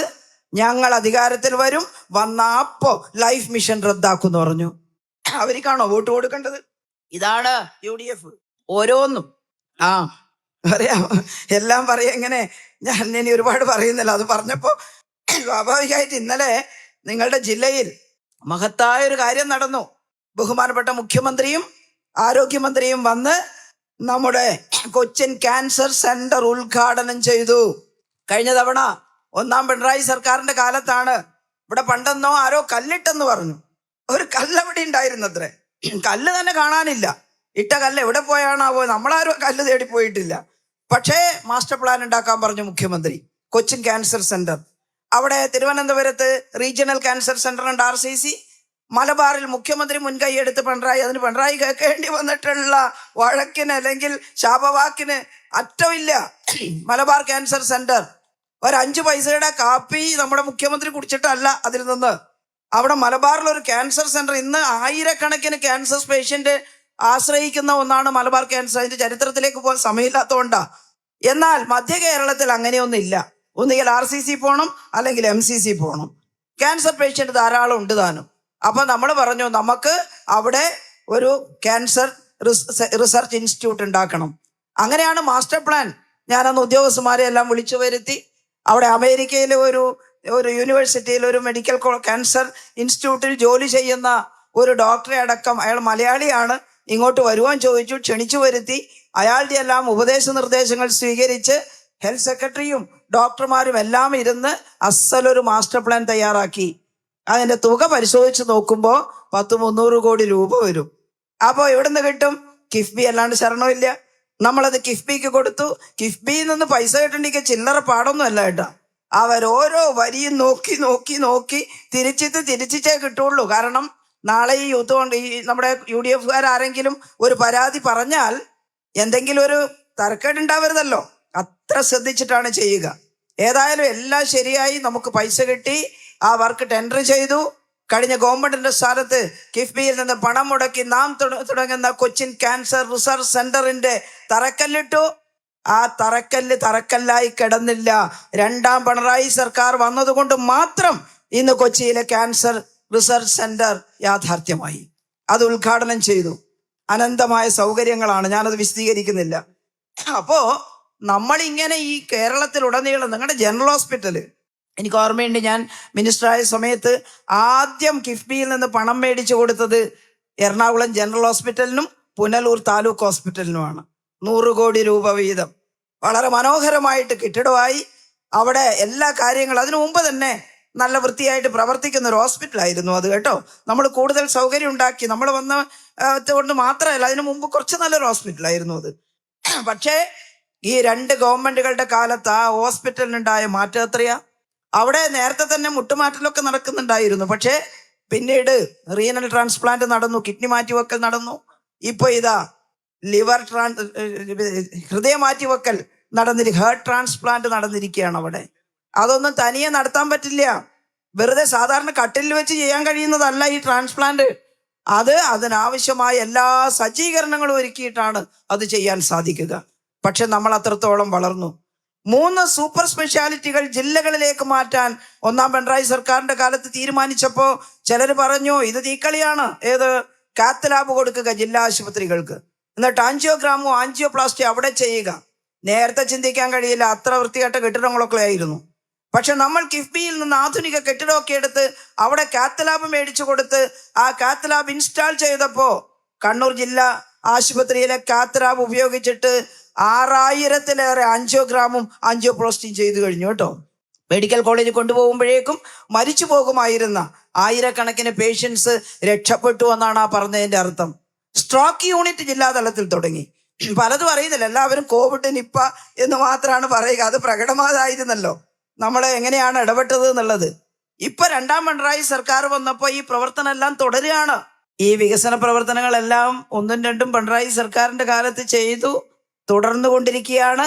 അതോടൊപ്പം തന്നെ ക്ഷേമ പ്രവർത്തനങ്ങളും നമ്മൾ നടത്തി. അതേക്കുറിച്ചും വിശദീകരിക്കണ്ടല്ലോ. ഒരു പാവപ്പെട്ട കുടുംബത്തിൽ ഒരു 2000 രൂപ പ്രതിമാസം കിട്ടിയാൽ ആ കുടുംബത്തിന്റെ കുടുംബ ബഡ്ജറ്റ് എങ്ങനെ ക്രമീകരിക്കാൻ കഴിയുമെന്ന് നമുക്ക് എല്ലാവർക്കും അറിയാം. ചിലയിടത്ത് 2000 അല്ല, 2 പേരുണ്ടെങ്കിൽ വാർദ്ധക്യ പെൻഷനൊക്കെ 4000 രൂപ കിട്ടും. ഭിന്നശേഷിയുള്ള ഒരു കുട്ടിയുണ്ടെങ്കിൽ ചിലപ്പോൾ 2000 കൂടി കിട്ടും. പക്ഷേ ആ കുട്ടികൾക്ക് അങ്ങനെ ചെലവുണ്ട്. ആ കിട്ടുന്നത് കൂടുതലൊന്നുമല്ല. പക്ഷെ കേന്ദ്ര ഗവൺമെന്റ് ഇങ്ങനെ ശ്വാസം മുട്ടിച്ചിട്ടും കേരളത്തിലെ ജനങ്ങളെ മറന്നു പോകാതെ എല്ലാ സാമൂഹ്യക്ഷേമ പെൻഷനും വർദ്ധിപ്പിച്ച് 62 ലക്ഷം കുടുംബങ്ങൾക്കാണ് 2000 രൂപ വീതം നമ്മൾ നാട്ടിലെത്തിച്ചത്. കൂട്ടര് അവരോട് ജനങ്ങളോട് നമുക്ക് സ്നേഹമുള്ളത് കൊണ്ടാണ്. ഇനിയും വർദ്ധിപ്പിക്കാൻ ആഗ്രഹമുണ്ട്. തനത് വരുമാനം വർദ്ധിപ്പിച്ച് നമ്മുടെ ബാലഗോപാൽ മിനിസ്റ്റർ ബഹുമാന്യനായിട്ടുള്ള ധനകാര്യമന്ത്രി പറഞ്ഞതുപോലെ ഇത്തവണ തനത് വരുമാനം കുറച്ച് നമ്മൾ വർദ്ധിപ്പിച്ചു. ഇനിയും വർദ്ധിപ്പിക്കാൻ നമ്മൾ പ്ലാൻ ചെയ്യുന്നുണ്ട്. അങ്ങനെ വർധനവ് വരുമ്പോൾ ആശാവർക്കർമാർക്ക് ഒന്നാം പിണറായി സർക്കാർ വരുമ്പോൾ UDFന്റെ ഭരണം കഴിഞ്ഞ ഉടനെ 500 രൂപയാണ്. നേരത്തെ ബിനോയ് പറഞ്ഞ 1000 രൂപ 1000 രൂപയാണ് പറഞ്ഞിരുന്നത്. പക്ഷെ കയ്യിൽ കിട്ടിയത് 500. അതുകൊണ്ട് അവർ നമ്മളെടുത്ത് വന്നു. നമ്മളത് ശ്രദ്ധയോടെ കേട്ടു, ചർച്ച ചെയ്തു, അത് വർദ്ധിപ്പിക്കണമെന്ന് പറഞ്ഞു. ഞാൻ മുഖ്യമന്ത്രിയുടെ അടുത്ത് ചെന്നിട്ട് പറഞ്ഞു ആശാവർക്കർമാർ ഇങ്ങനെ ഒരു സമരത്തിന്റെ ഇതിലാണ്, അവരുടെ ഓണറേറിയം വർദ്ധിപ്പിച്ചു കൊടുക്കണം, അവർക്ക് ന്യായമായും കൊടുക്കേണ്ടതാണ്. അപ്പോൾ മുഖ്യമന്ത്രിയും പറഞ്ഞു, അതെ അവർ നന്നായിട്ട് വർക്ക് ചെയ്യുന്നവരാണ്, നമുക്ക് വർദ്ധിപ്പിക്കാം. പക്ഷെ എത്ര വർദ്ധിപ്പിക്കണം? 10,000 കൊടുക്കണമെന്ന് പറഞ്ഞപ്പോൾ CM പറഞ്ഞു, ഒറ്റയടിക്ക് നമുക്കങ്ങനെ കൊടുക്കാൻ കാശുണ്ടോ? അത് 500-ൽ നിന്ന് അല്ലെങ്കിൽ 1000-ൽ നിന്ന് തന്നെ പറയാം. 1000-ൽ നിന്ന് 10,000 ആക്കുന്നത് എങ്ങനെയാണ്? നമുക്ക് ഘട്ടം ഘട്ടമായിട്ട് കൊടുക്കാം. ധനകാര്യമന്ത്രിയോട് കൂടി സംസാരിക്കൂ. സഖാവ് തോമസ് ഐസക്കിനോട് സംസാരിച്ചു. തോമസ് ഐസക്ക് ഞാൻ വിചാരിച്ചു ഒരു 2,000 വർദ്ധിപ്പിച്ചു തരാം ആദ്യം, പിന്നെ അങ്ങനെയായിട്ട് വർദ്ധിപ്പിക്കാന്നാ പറയാന്നാ. പക്ഷെ ഐസക് സാബു പറയുമ്പോൾ തന്നെ പറഞ്ഞു, ടീച്ചർ ഒരു 6,000 ഇപ്പം കൊടുക്കാം, എന്നിട്ട് പിന്നെ നമുക്ക് 1,000 വർദ്ധിപ്പിച്ചു കൊടുക്കാം. ഞാൻ പറഞ്ഞു മതി, അത് മതി എന്ന് പറഞ്ഞു. 6,000 ആദ്യം കൊടുത്തു, പിന്നെ 1,000 കൂടി ഐസക്കിന്റെ കാലത്ത് തന്നെ വർദ്ധിപ്പിച്ചു കൊടുത്തു. പക്ഷേ ഈ 10,000 എന്നുള്ളൊരു മോഹം ഉണ്ടല്ലോ. ഞാൻ എൻ്റെ ആരോഗ്യ വകുപ്പിലെ ഉദ്യോഗസ്ഥന്മാരെ എല്ലാം വിളിച്ചു ചേർത്ത്, നിങ്ങളുടെ എറണാകുളം ജില്ലക്കാരനായിട്ടുള്ള മാത്യൂസ് നമ്പേലിയാണ് ഈ ആശമാരുടെ എല്ലാം ചാർജുള്ള ഡോക്ടർ. ആളെ തിരുവനന്തപുരത്ത് വിളിച്ചു വരുത്തിയിട്ട് ഞാൻ പറഞ്ഞു, മാത്യൂസെ എനിക്ക് ഇൻസെൻറ്റീവിൻ്റെ ഒരു പ്ലാൻ ഉണ്ടാക്കി തരണം, ഈ കേന്ദ്ര ഗവൺമെൻറ്റിൻ്റെ പിടി വീഴാതെ. കാരണം അവരുടെ സ്കീമാന്ന് പറഞ്ഞ് നമ്മളായിട്ട് ഇവിടെ വർദ്ധിപ്പിച്ചാൽ അവരവിടുന്ന് കണ്ണുരുട്ടും. നമുക്ക് തരാനുള്ള ചെറിയ വിഹിതമുണ്ട്, ആ വിഹിതം പോലും അവർ തരില്ല.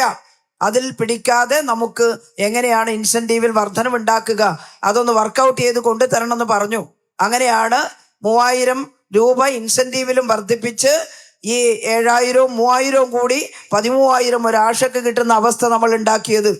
എല്ലാ ആശമാർക്കും അതല്ല, ഇൻസെൻറ്റീവ് കൃത്യമായിട്ട് കൂടുതലായിട്ടുള്ള ഡ്യൂട്ടിയൊക്കെ ചെയ്യാൻ കഴിയുമ്പോൾ 4,000 രൂപയും കൂടി അധികം കിട്ടിയ ആശമാരുണ്ട്, 14,000 രൂപ വരെയൊക്കെ കിട്ടിയവരുണ്ട്. അതെല്ലാവർക്കും ഇല്ല. പക്ഷേ 9,000, 10,000 രൂപ മഹാഭൂരിപക്ഷം ആശമാർക്കും എല്ലാ ആശമാർക്കും കിട്ടുന്ന അവസ്ഥ 1,000-ൽ നിന്ന് ഒരു ഗവൺമെന്റ് ഉണ്ടാക്കിയെടുത്തു.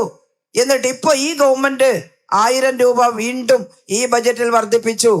ആശമാരെ വല്ലാതെ ഇങ്ങനെ പറഞ്ഞ് പ്രഷർ കയറ്റുകയാണ്. അവർക്ക് വിഷമമുള്ളവരാണ്, പറയുമ്പോൾ ശരിയാണ്. പക്ഷേ യാഥാർത്ഥ്യം നമ്മൾ മനസ്സിലാക്കണ്ടേ? നമ്മൾ വർദ്ധിപ്പിച്ചതിനനുസരിച്ച് കേന്ദ്ര ഗവൺമെന്റ് വർദ്ധിപ്പിച്ചിരുന്നെങ്കിൽ ഇന്ന് 18,000 രൂപ ഒരാശക്ക് വാങ്ങാം. പക്ഷെ അവർ വർദ്ധിപ്പിക്കുന്നില്ലല്ലോ. അപ്പൊ ആരോടാ സമരം ചെയ്യേണ്ടത്? ഇടതുപക്ഷ ജനാധിപത്യ മുന്നണി ഗവൺമെന്റിനാണോ? നമ്മുടെ ആശാ വർക്കേഴ്സ് യൂണിയന്റെ പ്രവർത്തകർ ഈ സമരം ചെയ്യാൻ പോയ SUCIയുടെ കൂടെ പോയ ആശമാരെ വിളിച്ചിട്ട് ചോദിച്ചു, നോക്കൂ, ഇടതുപക്ഷ ഗവൺമെന്റ് അല്ലേ നമുക്കൊരു ജീവിതം തന്നത്, അവർക്കെതിരായിട്ടാണോ സമരം ചെയ്യേണ്ടത്? ആദ്യം കഥയറിയാതെ പോയവരെല്ലാം പതുക്കെ അതിനകത്ത് പിന്താങ്ങിയിട്ട് പറഞ്ഞു, ഞങ്ങൾ ഇടതുപക്ഷത്തിന്റെ കൂടെ തന്നെ നിൽക്കുകയുള്ളൂ, ഇടതുപക്ഷം ഉണ്ടെങ്കിൽ മാത്രമേ ഞങ്ങൾക്ക് പ്രതീക്ഷിക്കാൻ കഴിയൂ എന്ന് പറഞ്ഞു. കുറച്ചുപേർ അവിടെ തങ്ങി, ബാക്കി എല്ലാവരും തിരിച്ചു പോന്നു. അവരോട് നമ്മൾ ആത്മാർത്ഥത കാണിച്ചു. അങ്ങനെയാണ് ഈ സാമ്പത്തിക പ്രയാസം ഉണ്ടാക്കാൻ കേന്ദ്രം ശ്രമിച്ചു കൊണ്ടിരിക്കുന്ന ഈ അവസരത്തിലും നമ്മൾ ആശയുടെ വേതനം 1,000 വർദ്ധിപ്പിച്ചത്. ഇനിയും നമ്മൾ വർദ്ധിപ്പിക്കും വീണ്ടും വരുമ്പോ. അപ്പോ കൂടുതൽ ആനുകൂല്യം നമുക്ക് അവർക്ക് കൊടുക്കാൻ സാധിക്കും. ഇനി അവസാനം 3ാമത് വരുമ്പോൾ നമ്മളൊരു വലിയ ലക്ഷ്യമുണ്ട്. അത് നമ്മുടെ നാട്ടിൽ നന്നായി പഠിച്ചിറങ്ങുന്ന അഭ്യസ്തവിദ്യരായ ചെറുപ്പക്കാരുടെ ബുദ്ധി ഇവിടെ പ്രയോഗിച്ച് അവർക്കിവിടെ സംരംഭങ്ങൾ ഉണ്ടാക്കി, അവർക്ക് ജോലി ഉണ്ടാക്കി, അവർ വഴി കേരളത്തിലെ ഒരുപാട് ചെറുപ്പക്കാർക്ക് സുസ്ഥിരമായ ജോലി ഉണ്ടാക്കുന്ന ഒരു അവസ്ഥയിലേക്ക് പോകണം. അതാണ് വിജ്ഞാന കേരളം പദ്ധതി.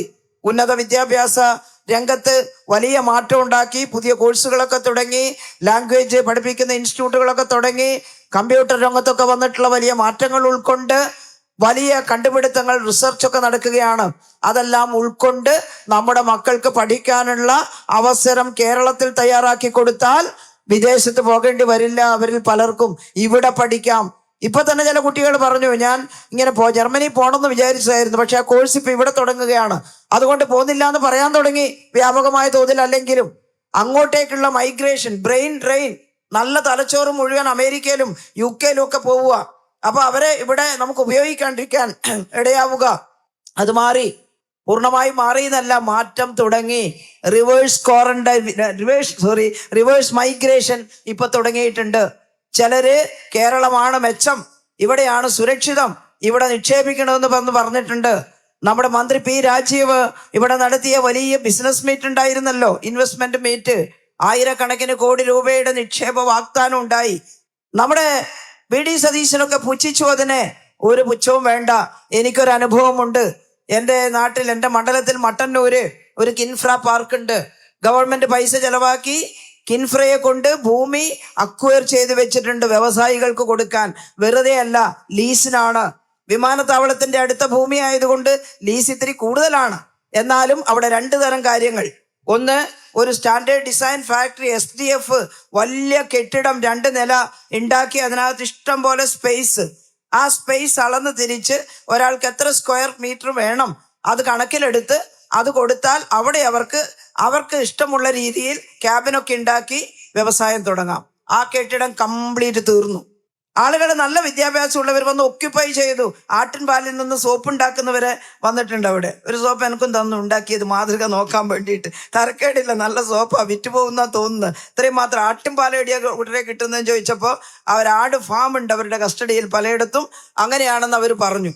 നോക്കൂ, ഇപ്പോൾ 1000 കോടി രൂപ ഇൻവെസ്റ്റ് ചെയ്യാൻ ഗ്ലോബൽ ഗോൾഡ് സിറ്റി എന്ന് പറഞ്ഞൊരു സ്ഥാപനം വന്ന് 1000 ഏക്കർ സ്ഥലം ഒന്നാമത് വേണം. 2,60,000 കോടിയാണ് അവർ ഇൻവെസ്റ്റ്മെന്റ് ഭാവിയിൽ പ്രതീക്ഷിക്കുന്നത്. ഇപ്പോൾ ആദ്യഘട്ടം 1000 കോടി ഇൻവെസ്റ്റ് ചെയ്യും. അതിനുവേണ്ടി സ്ഥലം വന്നു നോക്കി, കണ്ടു, തൃപ്തിപ്പെട്ടു. മുഖ്യമന്ത്രിയും വ്യവസായ വകുപ്പ് മന്ത്രി രാജീവും ഈ കമ്പനിക്കാരും ചേർന്നൊരു MOU ഒപ്പിട്ടു. സ്ഥലം ഗവൺമെന്റിൻ്റെത്, ഗവൺമെന്റിന് ലീസ് കിട്ടും. ഈ ബിസിനസ് തുടങ്ങിയാൽ അതിനകത്തുണ്ടാകുന്ന ഒരു ലാഭവിഹിതവും ഗവൺമെന്റിന് കിട്ടും. നമ്മൾ അതിനെല്ലാം വ്യവസ്ഥയുണ്ടാക്കി അതിൻ്റെ MOU തയ്യാറാക്കി EOI ഒപ്പിട്ടു. തൊട്ടടുത്ത ദിവസം MOU ഒപ്പിടാൻ പോവുക. എത്ര അഭ്യസ്ത വിദ്യർക്ക് ജോലി കിട്ടും? ഗോൾഡ് യൂണിവേഴ്സിറ്റി അവിടെ തുടങ്ങും. എനിക്കൊന്നും മനസ്സിലായില്ല, എന്താ ഈ ഗോൾഡ് യൂണിവേഴ്സിറ്റി? പുതിയ ധാരാളം കോഴ്സുകളുണ്ട് അത്ര ഈ ഗോൾഡ് വിനിമയവുമായി ബന്ധപ്പെട്ടിട്ട്. ആ കോഴ്സുകൾ തുടങ്ങുന്ന യൂണിവേഴ്സിറ്റിയിൽ പഠിച്ചാൽ ഇവിടെയും പുറത്തുമെല്ലാം നല്ല ജോലി സാധ്യതയുള്ള പുതിയ നമ്മളറിയാത്ത, നമ്മളിപ്പം ഡിഗ്രി, അത് BCom, BA, BSc ഇതൊക്കെയല്ലേ കേട്ടിട്ടുള്ളൂ നമ്മുടെ തലമുറ. എന്നാൽ ഇപ്പം അതല്ല, നൂതനമായിട്ടുള്ള ഒട്ടേറെ കോഴ്സുകളുണ്ട്. ആ കോഴ്സുകൾ പുതിയ തലമുറയ്ക്കറിയാം. അത്ര ഒരു യൂണിവേഴ്സിറ്റി വരുന്നു എന്ന് പറയുമ്പോൾ തന്നെ ചെറുപ്പക്കാരുടെ ഇടയിൽ വലിയ ആവേശമുണ്ട്. അത് വരട്ടെ. അങ്ങനെയുള്ളതെല്ലാം ഇവിടെയും ധാരാളം എറണാകുളത്തും ഇൻവെസ്റ്റ്മെന്റ് ഉണ്ട്. ഞാൻ എൻ്റെ പ്രസംഗം നീട്ടുന്നില്ല. ഇതെല്ലാമാണ് ആധുനിക കേരളം. ആ ആധുനിക കേരളത്തിന്റെ ചുക്കാൻ പിടിക്കാൻ അതിന്റെ ശില്പിയായിട്ടുള്ള സഖാവ് പിണറായിയാണ് ഇപ്പോ മുൻകൈയെടുത്ത് പ്രവർത്തിക്കുന്നത്. ആധുനിക കേരളം സൃഷ്ടിക്കാൻ അദ്ദേഹത്തിന്റെ പ്ലാനും ഇടപെടലും അത്ര മഹത്തായതായിരുന്നു എന്നുള്ളതാണ്. അതുകൊണ്ടാണ് അതെല്ലാം നിയന്ത്രിക്കാൻ ഇടതുപക്ഷ ജനാധിപത്യ മുന്നണി തുടർന്ന് വരണമെന്ന് ഈ നാട്ടിലെ ജനങ്ങളോട് നമ്മൾ പറയുന്നത്. നിങ്ങളുടെ എല്ലാവരുടെയും ജീവിതം ഇടതുപക്ഷ ജനാധിപത്യ മുന്നണിയുടെ കയ്യിൽ സുരക്ഷിതമായിരിക്കും. അതുകൊണ്ട് മൂന്നാമതും LDF തന്നെ അധികാരത്തിൽ വരുമെന്ന് നമുക്ക് പ്രതീക്ഷിക്കാം എന്ന് മാത്രം പറഞ്ഞുകൊണ്ട് ഞാൻ എൻ്റെ വാക്കുകൾ അവസാനിപ്പിക്കുന്നു. അഭിവാദ്യങ്ങൾ.